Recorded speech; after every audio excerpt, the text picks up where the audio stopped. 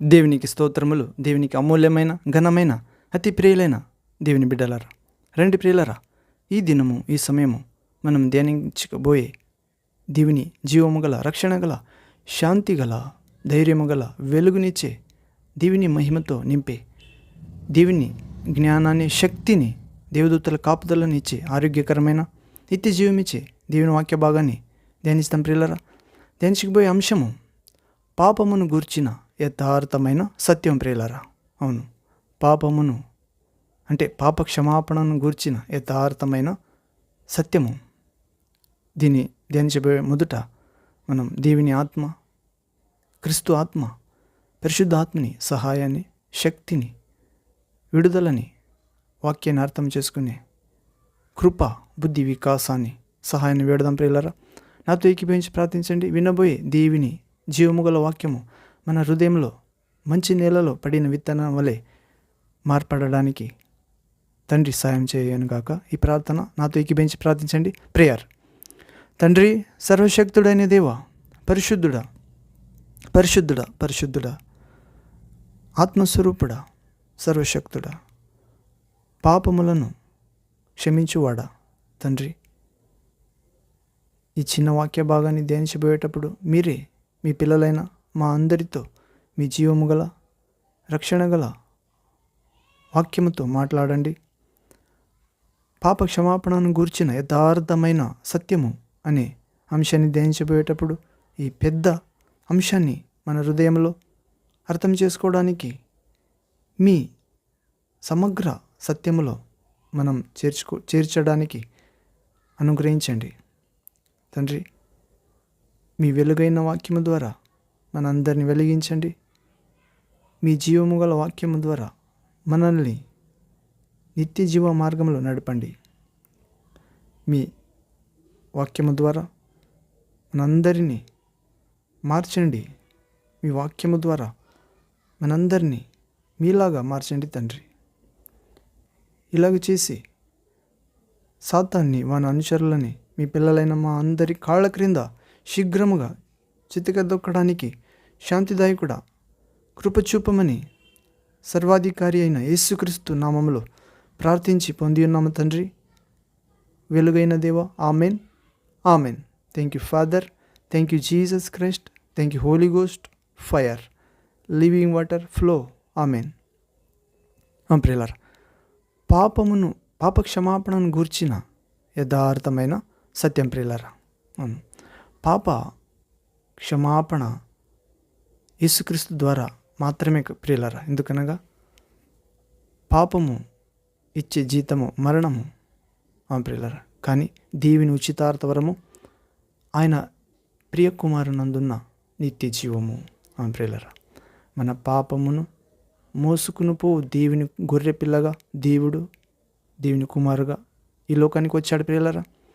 ఆయన మన పూర్వీకుల పాపము ద్వారా, మన జనరేషనల్ కర్స్ అంటే మన పూర్వీకుల నుండి వచ్చిన, తల్లిదండ్రుల ద్వారా వచ్చిన పాపము ద్వారా, మన పాపము ద్వారా, ఆదాము హవ్వలు మొదటి స్త్రీ పురుషుల ద్వారా వచ్చిన పాపము ద్వారా మనల్ని విడిపించడానికి వచ్చినాడు పిల్లరా.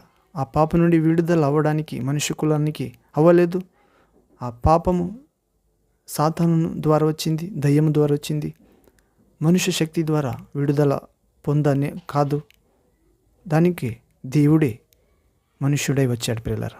ఇలాగే పాప క్షమాపణ గూర్చిన యథార్థ సత్యం అనే అంశంలో మనం ప్రవేశిస్తే ప్రియులారా, దేవుడు మన పాపములను ఎలా క్షమించగలడు అనే ప్రశ్న అనేకులకు ఉంది ప్రియులారా. అవును, దేవుడు న్యాయవంతుడైన మరియు నీతివంతుడైన దేవుడు గనుక ఒక వ్యక్తి యొక్క పాపములను ఉపేక్షించి అతనిని క్షమించలేడు, అది అన్యాయం అవుతుంది అనే అంశము కూడా ఉంది. ప్రియులారా, దేవుడు పరిశుద్ధుడు మరియు న్యాయవంతుడైన దేవుడైనాడు. అందుచేత ఆయన పాపానికి శిక్ష విధించాలి. అయితే ఆయన ప్రేమ కలిగిన దేవుడు కూడా అగుట చేత మన పాపములను క్షమించుటకు ఆయన ఒక మార్గాన్ని ఏర్పాటు చేశాడు ప్రియులారా. అవును, అన్ని మతములు మంచిగా ఉండవలెనని, దయ కలిగి ఉండవలెనని మరియు సత్యముగా ఉండవలెనని మనకు బోధిస్తాయి. అయితే ఇవన్నీ మనము మన పాపములకు క్షమాపణ పొందిన తర్వాత ఎలా జీవించాలి అనే విషయాన్ని తెలుపుటలేదు. అవును, మంచితనము, దయార్థ హృదయము మరియు యథార్థమ హృదయము కలిగి ఉండుట అనునవి ఒక భవనము యొక్క పై కట్టడము వంటివి. ఇలాగే పాప క్షమాపణ అనున్నది ఆ భవనము యొక్క పునాది వంటిది ప్రియులారా. అవును, ఒక భవనము యొక్క అతి ముఖ్యమైన భాగము దాని పునాదియే.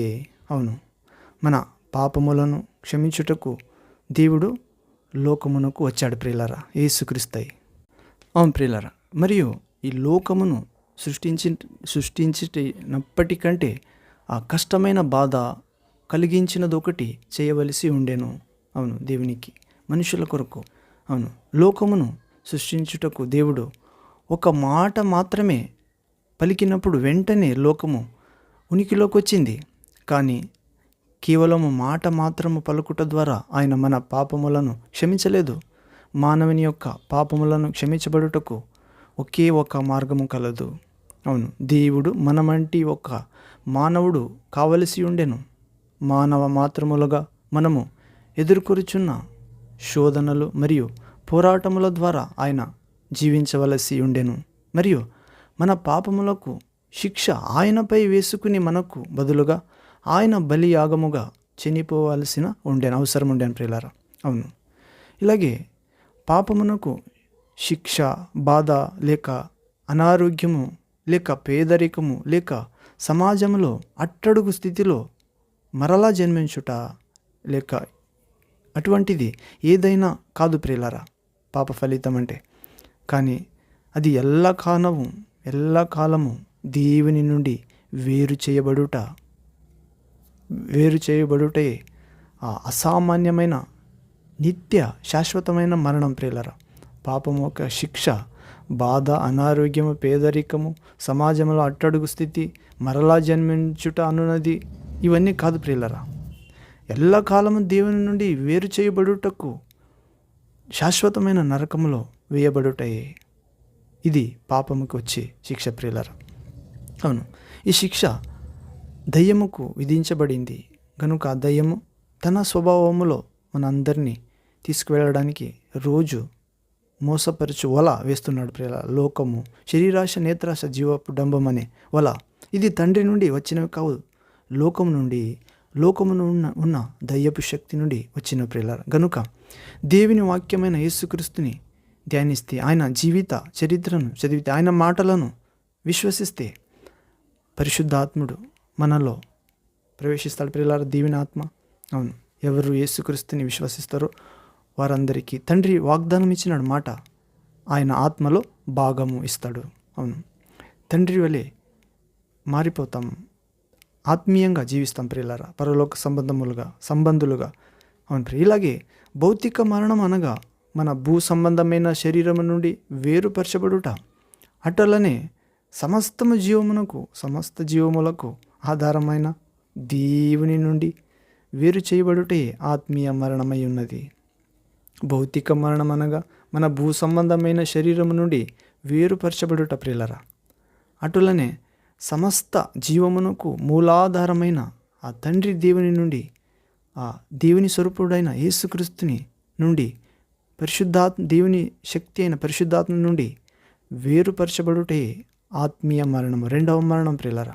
అవును, ఒక్కసారి జన్మించి రెండోసారి చస్తావా, రెండోసారి జన్మించి ఒక్కసారి చేస్తావా అనే ప్రశ్న ఉంది ప్రియులారా. అవును, మనం శరీరంగా జీవిస్తే ఒక్కసారి జన్మించి రెండోసారి నరకంలో చనిపోతాం ప్రియులారా. అంటే దేవుని నుండి దూరంగా నిత్యమైన శాశ్వత మరణానికి వెళుతుంది ఆత్మ. ఒక్కసారి జీవితం అంటే లేదు, దేవుని యందు మరొక జీవితం ఉంది అని యేసుక్రీస్తుని విశ్వసించి రెండోసారి యేసుక్రీస్తు నామములో దీక్ష స్నానం పొందితే, నీళ్లతో ఆయన ఇచ్చే ఆత్మతో కొత్తగా జన్మిస్తే, అవును పిల్లారా, మనము ఒకేసారి దేహంలో మాత్రము మరణిస్తాం, ఆత్మలో దేవునితో ఉంటాం పరలోకం, స్వర్గంలో. ఇలాగే నీవు భవిష్యత్తులో చేయబో మంచి పనులు కూడా గతంలో నీవు చేసిన దుష్టత్వానికి ఎన్నటికీ ప్రాయశ్చిత్తం కావు ప్రియులారా. అవును ప్రియులారా, మనము గతంలో చేసిన మంచి పనులు పాప క్షమాపణకి పనికిరావు. కొంతకాలం ఆయుస్సు ఎక్కువ అవుతుంది కానీ పరలోకానికి తీసుకువెళ్ళవు, స్వర్గానికి. ప్రియులారా, ఇలాగే ఆ మంచి పనులు పనికిరావు ప్రియులారా. పాపం అనేది దేవుని శాసనములకు మనము తీర్చవలసిన బాకీ, అప్పు. మనము దేశం యొక్క చట్టములను అవిధేయత చూపితే, ఉదాహరణకు మనము కట్టవలసిన పన్నులు కట్టకుండా మోసం చేసి భవిష్యత్తులో వాటిని కట్టుతామని ప్రమాణం చేసినంత మాత్రము చేత మనము క్షమించబడము. అంతేకాదు, భవిష్యత్తులో మనము పన్నులు కట్టినా గతంలో బాకీ ఉండిన పన్ను అంతయు కట్టవలసి ఉంటుంది. అవును, పాపం విషయంలోనూ అంతే. భవిష్యత్తులో మనం ఎన్ని మంచి కార్యాలు చేయువారమైనప్పటికీ గతంలో మనము చేసిన పాపములకు మూల్యము చెల్లించవలసి ఉంది. అవును, మన నీతి క్రియలు దేవుని దృష్టిలో మురికి గుడ్డల వంటివి అని బైబిల్ గ్రంథము చెబుతుంది ప్రియులారా. యెషయా ప్రవక్త గ్రంథము 64వ అధ్యాయంలో 6వ వచనంలో చదువుతాం ప్రియులారా. Prophet Isaiah chapter 64 verse 6th word. అవును, దేవుడు మంచి పనులను మెచ్చుకుంటాడు, కానీ మనము చేసిన శ్రేష్టమైన పనులు కూడా దేవుని యొక్క పరిశుద్ధ ప్రమాణాలకు సాటి రావు ప్రియులారా. ఎందుకంటే ఆయన అనంతమైన పరిశుద్ధుడు గనుక మనము ఏమాత్రము నిరీక్షణ లేని స్థితిలో ఉన్నాము. మన మంచి కార్యములు ఎంత మాత్రమును సరిపడవు గనుక దేవుని సన్నిధిలో నేను ఎప్పటికైనాను ప్రవేశించుటకు మనకు ఈ మార్గము లేదు ప్రియులారా. మనము నిరీక్షణ లేని విధముగా తప్పిపోయిన వారము. అవును, క్రీస్తు ద్వారా మాత్రమే. ప్రియులారా, క్రీస్తు ద్వారా మాత్రమే మార్గము ఏర్పాటు చేశాడు తండ్రి దేవుడు, సృష్టికర్తమైన తండ్రి, ఆత్మల తండ్రి. అవును, ఈ దేవుడు ఆయన యొక్క గొప్ప ప్రేమ చేత మన పాపములను క్షమించుటకు ఒక మార్గము ఏర్పాటు చేశాడు. దేవుడు చాలా క్లిష్టమైన వాడు ప్రియులారా. గనుక మన మానవ మేధస్సులో ఆయన సమ్మిళితమైన స్వభావాన్ని గ్రహించలేవు. బైబిల్ దేవునిని ఒకనిగా బయలుపరుస్తున్న ఆ ఏకత్వములో 3 వ్యక్తులు ఉన్నారు ప్రియులారా, తండ్రి, కుమారుడు. అవును, దీని అర్థము తండ్రికి కలిగిన స్వభావమే ఆయన యేసుక్రీస్తు కలిగి ఉన్నాడని తప్ప తండ్రి ద్వారా పుట్టినవాడని కాదు ప్రియులారా. మరియు పరిశుద్ధాత్మ ఇద్దరి సమ్మిళితం ప్రియులారా. అవును, వీరందరూ ఒకరితోనొకరు సమానమైన వారు ప్రియులారా. తండ్రి, కుమార, పరిశుద్ధాత్మ అనే ఏకమైన దేవుడు ప్రియులారా. అవును, ఇలాగే మన మానవ మేధస్సుకు ఆ 3 వేరు వ్యక్తులు ఏ విధంగా ఒకే దేవుడుగా ఉన్నారనే విషయం గ్రహించ శక్యము కాదో, అలాగే వేరు శరీరాలు కలిగిన వ్యక్తుల గురించి మాత్రమే మనము ఆలోచించగలము. కానీ దేవుడు ఆత్మ అయి ఉన్నాడు. మన మేధస్సుకు అపరిమితమైనవి, అవి దేవుని యొక్క అసాధారణమైన నైజమును మనం గ్రహించలేం ప్రియులారా. దేవుడు ఆత్మస్వరూపుడై ఉన్నాడు ప్రియులారా. మన మానవ మేధస్సుకు పరిమితమైనది మానవ మేధస్సు. అవును, అవి దేవుని యొక్క అసాధారణమైన నైజము మనం గ్రహించలేము. అవును, ఇలాగే మానవులు అర్థము చేసుకోగలిగిన విషయములను ఒక్క కుక్క ఎలాగూ అర్థం చేసుకుని లేదో ఆ విధముగానే నరమాతృలైన మనము దేవుని గూర్చిన కొన్ని విషయములను అర్థం చేసుకోలేం ప్రియులారా. అవును, మానవులు అర్థం చేసుకోగలిగిన విషయములను ఒక కుక్క ఎలాగో అర్థం చేసుకోలేదో ఆ విధంగానే నరమాతృలైన మనము దేవుని గూర్చిన కొన్ని విషయములను అర్థం చేసుకోలేము. దేవుడు వేటినైతే బైబిల్ నందు మనకు బయలుపరచుటకు ఏర్పాటు చేశాడో వాటిని మాత్రమే మనము తెలుసుకొనగలము. అంతకు మించి తెలియవు ప్రియులారా. అవును, మరియు ఉదాహరణకు నీవు ఒక తెలివైన కుక్కకు 1+1+1 అనే కూడికను 3 ఎముకలను దాని ముందు ఉంచి వాటిని ఒకదాని తర్వాత మరొకటి లెక్కించి దానిని విషాదపరచుటకు ప్రయత్నించగలవు. కానీ 1 × 1:1 అనే గుణాకారమును అదే కుక్కకు నేర్పించుటకు ప్రయత్నిస్తే అతి తెలివైన కుక్క కూడా దానిని అర్థం చేసుకోలేదని మనం గ్రహిస్తాం ప్రియులారా. కుక్కలు ప్లస్ మాత్రం గ్రహిస్తాయి, అంటే 3 ఎముకలు ఉంటే 3 ఉన్నవని గ్రహిస్తాయి.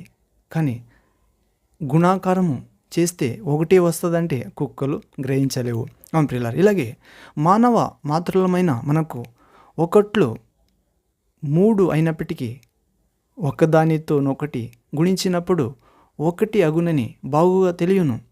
మనం ఎలాగూ కుక్కల కంటే ఉన్నతమైన వారమో అలాగే దేవుడు మనకంటే ఎంతో అత్యున్నతమైన వాడు.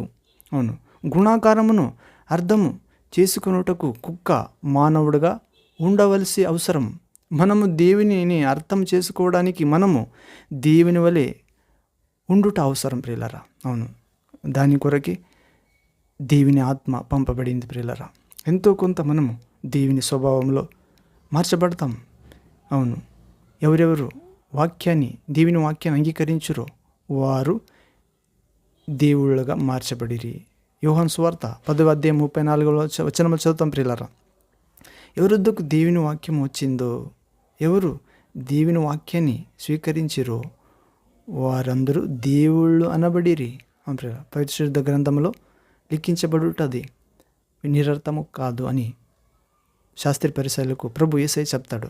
అవును, ఇలాగే ఇది గనుక దేవుడు 3 వ్యక్తులైనప్పటికీ ఒకే దేవుడు అనే విషయమును మనము అర్థం చేసుకోవట ఆశ్చర్యము కాదు ప్రియులారా. అర్థం చేసుకోలేకపోవట ఆశ్చర్యం కాదు. అవును, కానీ తండ్రి నేను ఏకమై ఉన్నామని యేసుక్రీస్తు చెప్తున్నాడు. నన్ను చూచేవాడు తండ్రిని చూచినట్లు. అవును, ఎందుకనగా తండ్రిని చూచి బ్రతికేవారు లేరు గనుక తండ్రి మహిమను విడిచి కుమారునిగా వచ్చాడు. ప్రియులారా, ఇలాగే మనం తెలుసుకోవాలి. దీనిని మనము అర్థం చేసుకోలేకపోయినప్పటికీ అది సత్యమని మనకు తెలియను. ఎందుకనగా దేవుడు తన వాక్యములో ఆ రీతిగా చెప్పాను. అదే విధముగా అనేకులు మానవ తర్కాన్ని ఉపయోగించి దేవుడు సర్వాంతర్యామి అయినట్లయితే ప్రతి మానవులోనూ, చెట్లలోనూ, ప్రాణిలోనూ ఉండాలి అని అనుకుంటారు ప్రియులారా. అవును ప్రియులారా, దేవుడు సర్వాంతర్యామి అయితే ప్రతి జంతువులలోనూ, ప్రతి ముక్కలోనూ, అంటే కాయగూర ముక్క, చెట్లు మరియు ప్రతి మతపరమైన ఆరాధన స్థలములలోనూ ఉండి తీరాలని చెబుతారు. ఇది దైవికమైన సత్యములను అర్థము లేనటువంటి సంకుచితమైన మానవ మేధస్సుకు ఇది సరిగానే అనిపిస్తుంది ప్రియులారా. కానీ ఇది పూర్తిగా తప్పు అని బైబిల్ చెప్తుంది. ఎందుకనగా దేవుడు సర్వాంతర్యామి అనగా ఆయనకు ప్రతి చోట జరిగే ప్రతి విషయం తెలియనని అర్థం.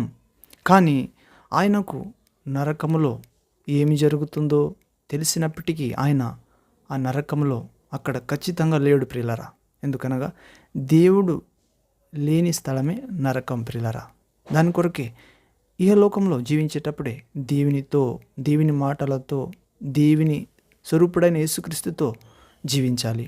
అవును, విశ్వాసంలో, ప్రార్థన జీవితంలో, పరిశుద్ధతలో, వాక్యానుసారమైన జీవితంలో యేసుక్రీస్తుని గురించి సాక్ష్యం ఇచ్చుటలో ఆయనను సొంత రక్షకునికి, దేవునిగా, తండ్రిగా, స్నేహితుడిగా, ఆపద్బాంధవుడుగా, రక్షకునికి స్వీకరించాలి. ఇలాగే నరకం అనే దానికి అస్సలైన అర్థము నరకం అనగా పాపులకు శాశ్వతమైన శిక్ష. అవును ప్రియులారా, నరకము అనే దానికి అస్సలైన అర్థము పాపులకు శాశ్వతమైన శిక్ష పొందే స్థలము. ఇలాగే దేవుడు లేని చోటు, అది పాపుల యొక్క వేదనను నరకంలో భరించలేనట్లు చేస్తుంది. దేవుడు వారితో లేదు, దేవుని సన్నిధి లేదు, అక్కడ మంచి గాలి లేదు, నీళ్లు లేవు. ప్రియులారా, ఊపిరాడుట కష్టము, జీవ అనుభవం లేదు, ఆరోగ్యము ఫీల్ అవ్వట్లేదు. ప్రియులారా, ఇది భరించలేని వాతావరణం నరకం. ప్రియులారా, ఇలాగే కనుక ఖచ్చితముగా దేవుడు ప్రతి ఒక్కరిలో నివసించడు. ప్రతి ఒక్కరిలో దేవుడు నివసించడు. మానవ జాతిని వారి పాపములకు రావలసిన నిత్య శిక్ష నుండి రక్షించుటకు 2000 సంవత్సరముల క్రిందట తండ్రి అయిన దేవుడు పరిశుద్ధాత్మని మానవాతీత క్రియ ద్వారా ఆ కుమారుడు ఒక కన్యకు బిడ్డగా పుట్టినట్లు పంపించను. ప్రియులారా, మన తండ్రి దేవుడు మనందరినీ నరకము వెళ్ళకూడదని, దయ్యముకు ఇవ్వబడిన ఆ శిక్షకు దేవుని రూపంలో ఉన్న మనుషులు పోకూడదని 2000 సంవత్సరముల క్రిందట తండ్రి అయిన దేవుడు తన శక్తి అయిన పరిశుద్ధాత్మని మానవాతీత క్రియ ద్వారా కన్నికలో పురుష సంకల్పము, లైంగిక స్పర్శము లేకుండా కుమారుడిని ఒక కన్యకు బిడ్డగా పుట్టినట్లు పంపించెను. ప్రియులారా, తల్లిదండ్రుల ద్వారా పుట్టితే పాపము ద్వారా పుట్టినట్లు, కానీ దేవుడు అసాధారణంగా పాపములో పుట్టక పాపము నుండి ప్రత్యేకంగా పుట్టాడు. ప్రియులారా, అవును, ఆయన ఉన్నవాడు. ప్రియులారా, మన కొరకు చిన్న పసిబిడ్డగా వచ్చాడు, కానీ ఆయన లోకములో ఉన్నాడు. లోకము ఆయన ద్వారా కలిగింది.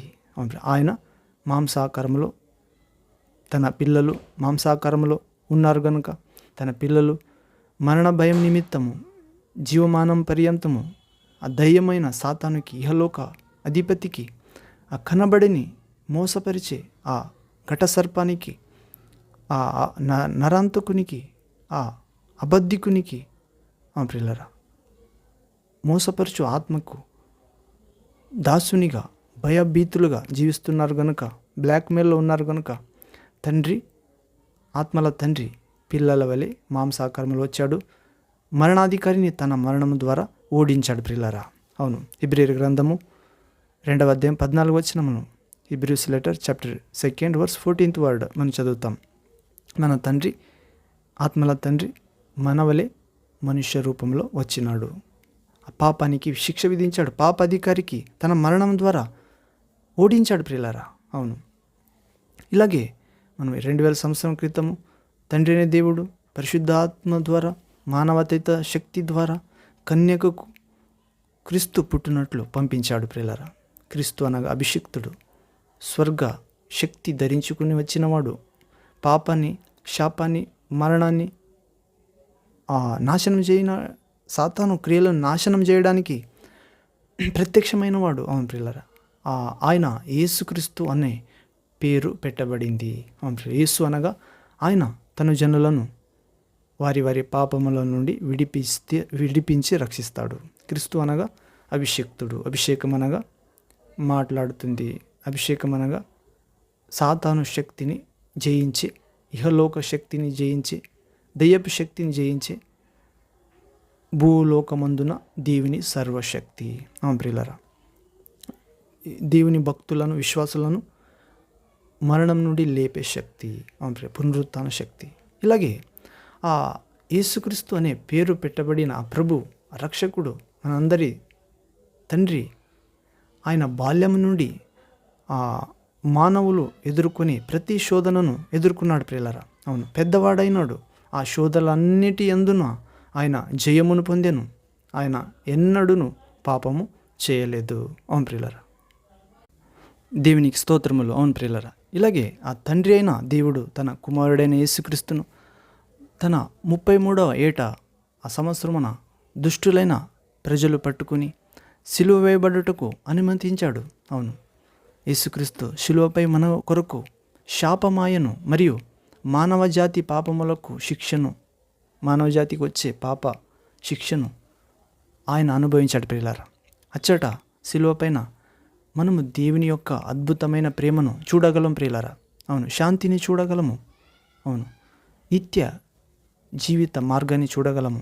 అవును ప్రియులారా, ఇలాగే యేసుక్రీస్తు శిలువపై మరణించి ఆయన రక్తము చిందించినప్పుడు మన పాపముల కొరకు చెల్లించవలసిన నీతియుక్తమైన ఆ పరిహారము పూర్తిగా చెల్లించబడెను.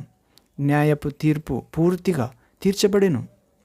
ఇలాగే రక్షకుడ దేవుడైన యేసుక్రీస్తు శిలువపై అర్పించిన ఆ బలియాగము అంగీకరించబడేనని ఈ లోకమునకు రుజువు చేయుటకు ఆయన పాతిపెట్టబడిన తరువాత 3 దినములకు దేవుడు 3 దినం లోపలే దేవుడు మృతులలో నుండి ఆయనను లేపెను.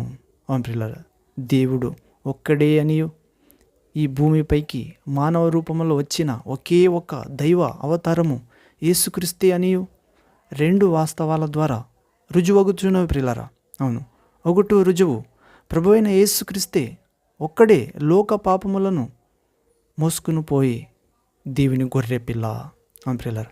మనము దేవుడుగా చేయబడిన అన్య జాతుల జనాంగాలలో చూస్తాం ప్రియులారా. దేవుడు అనేబడేవారు చాలా మంది ఉన్నారు.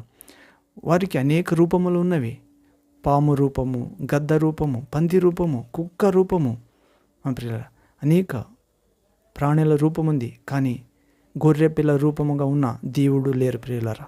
అవును, అందుకనగా గొర్రె అనగా విధేయతకు సాదృశ్యము, గొర్రె అనగా శాంతికి సాదృశ్యము, గొర్రె అనగా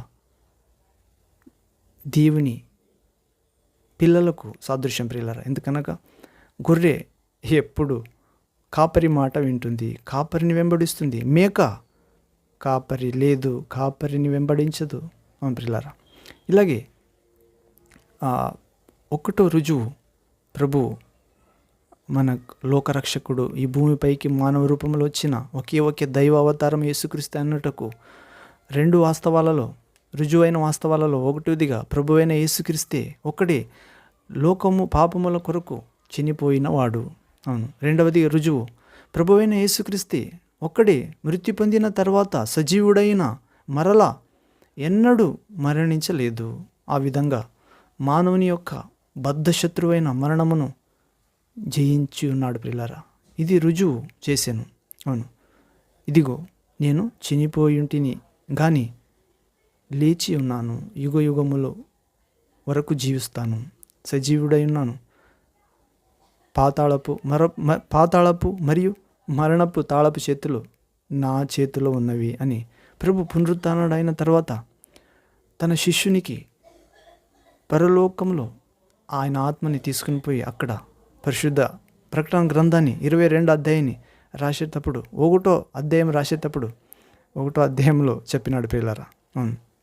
ఇదిగో నేను చనిపోయింటిని, యుగ యుగాంతరము జీవిస్తున్నాను, లేచి మరణపు తాళపు చేతులు, పాతాళపు తాళపు చేతులు నా చేతులు ఉన్నవి. కనుక ఆయన యేసుని విశ్వసించిన వారు పాతాళానికి పోతే మరి యేసుక్రీస్తు దగ్గర వెళతారు ప్రియులారా. మరణంలో పోతే మరి యేసుక్రీస్తు లేపుతాడు. అవును, పాతాళ శక్తులు, మరణపు శక్తులు, దయ్యపు శక్తులు ప్రియులారా, అవన్నీ ప్రభు జయించాడు. ఇలాగే మనం దేవుని శక్తిని పొందాలి. మరియు యేసుక్రీస్తు మరణ ముళ్ళను విరిచి 3వ రోజు తిరిగి లేచిన తర్వాత 40 దినములు భూమిపై సంచరించిన తర్వాత ఇప్పుడు తానున్న ఆ పరలోకమునకు యేసు తిరిగి వెళ్ళని ప్రియులారా. ఆయన వెళ్ళుటకు ముందు ఈ ప్రపంచమునకు తీర్పు తీర్చుటకు మరియు నీతి సమాధానములతో పాలించుటకు ఒక దినమును తిరిగి వచ్చేదనని వాగ్దానం చేశాడు.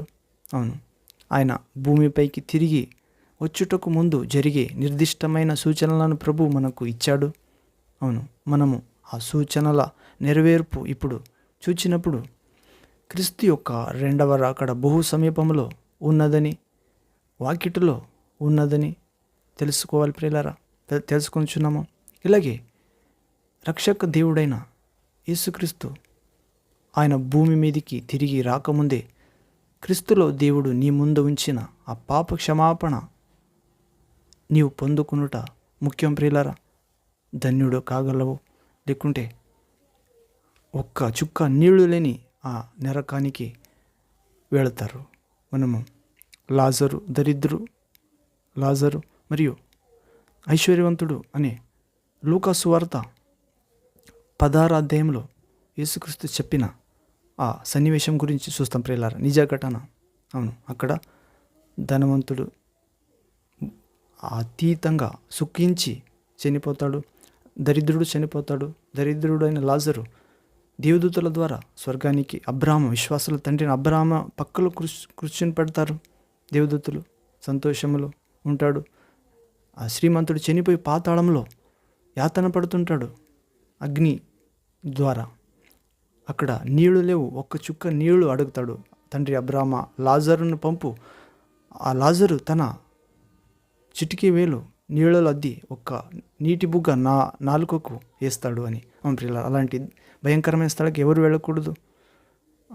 పరలోక స్వర్గ తండ్రి యొద్ద చేరే మార్గం యేసుక్రీస్తు నమ్ముదాం. అలాంటి ధన్యత మనందరికి తండ్రి ఇవ్వనుగాక. కృపా శుభం మీతో ఉండునుగాక. యేసుక్రీస్తు నామములో ఆమేన్.